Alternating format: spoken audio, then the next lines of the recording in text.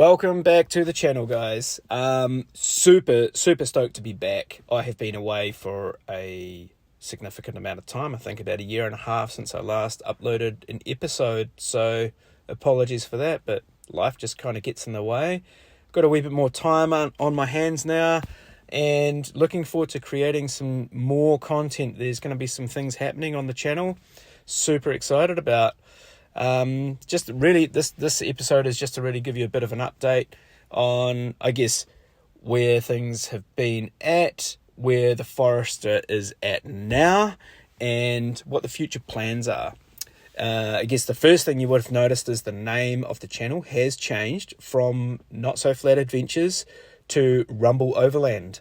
Why? I kind of like both names, to be honest, but Not So Flat Adventures is quite a mouthful to try and get out when you're telling people. It's quite a long name, and I decided that Rumble Overland is actually a much better fit and aligns better with what we kind of want to do with the channel. More touring, more camping, and getting out and about with the Forester. The second thing is you would have noticed that the Forester has gone through a few changes if you have been following me over on Instagram.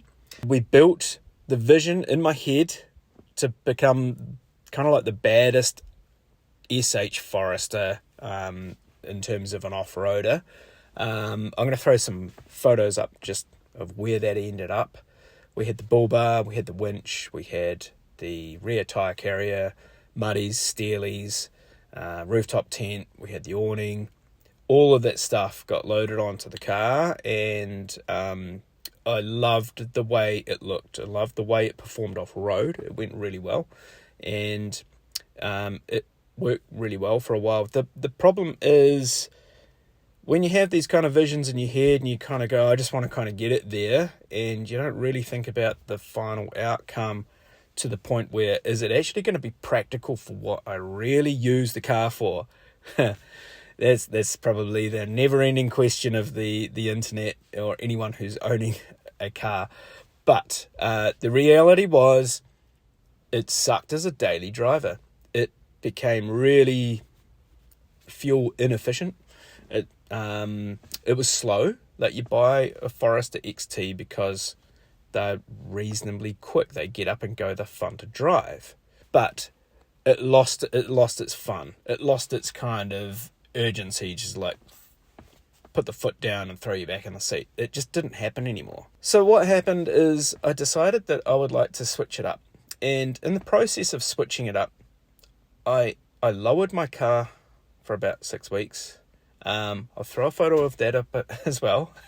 This was more just to kind of test it out and go, oh, hey, this could be something that I could do if I can go down the gravel roads and ski field access roads and still be able to get to my destinations, which they can do. When you're lowered, you can still take a Forester quite comfortably down those sort of roads.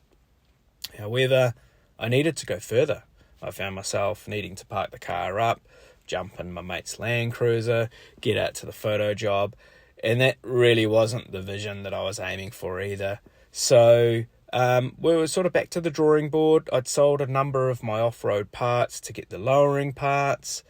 It's basically a soul-searching exercise. And then when I visited Japan last year, there was just like a lot of cars that were modified, probably namely Suzuki JIMNYs. Modified really tastefully, quite simply, and light wheels. Raise wheels everywhere, and then they just had the mud tires or the all-terrain tires, and just a really basic setup, which sort of led me to go, actually that would work really well on the Forester. Keep it lifted and get some lightweight wheels and just take off all of the unnecessary parts of the car that I don't really need, like a winch in the South Island of New Zealand. If you're an off-roader down here, you'll know it's only helpful if you've got another truck to pull off or if you've got a tree to pull off. And if you're doing solo missions, you're not going to have any trucks.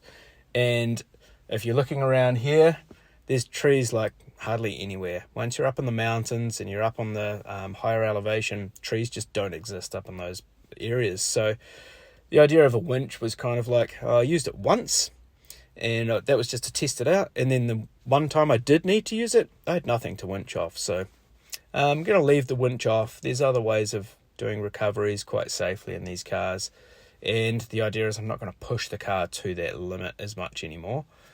We always say that, but yeah, that's the plan. So really creating the vehicle to be more suitable for what I actually use it for. That's, something that I probably should have done the first time around, but you live and learn. So the Forester is lifted again. We have the SubieLiftOz 2-inch lift kit back in, and we also have a set of raised TE37s that I picked up at a real bargain on TradeMe. And we've got the General Grabber AT3s, so they're the all-terrain tyre, bit of a smaller size from what I had before, but absolutely stoked with them. They're really nice on the road, and they still get me everywhere I want to go off-road as well. The plans for the channel moving forward, I'm going to be creating some content. I think that's the biggest thing. I need to get out, create some content. It might be ad hoc, it might be just a little bit, sort of vlog style, or it might be something a bit more trying to, I guess I'm trying to get my skills a bit better as a videographer, so I'm just trying to build that up a bit more as well. So I might be working on something that's a bit more cinematic, a bit more in-depth, and just showing the landscapes around New Zealand. The first mission we've got is coming up this weekend, actually. We're heading to Flatnats, which is the Subaru meet of New Zealand. We're heading down to the bottom of the South Island to Tuatara Raceway. I'm going to be filming a bit of that, get a wee bit of my car there, going to get a bunch of other Subies that you will typically see at these meets as well. It's the first time I've actually been to the Flatnats, because as a wedding photographer I never had summer weekends available. So this is going to be pretty fun. Bringing my 5-year-old boy with me. He's going to come camping, and we're going to hit up Oreti Beach, I think, if we can get access to it. You should be able to drive down the beach there, and it's 26 kilometres long on the south coast. So pretty keen to go and check that out. So we'll create something from that. If you haven't already, please subscribe to the channel. Helps us out heaps. Throw us a like, and I look forward to catching up with you guys in the next one. See ya.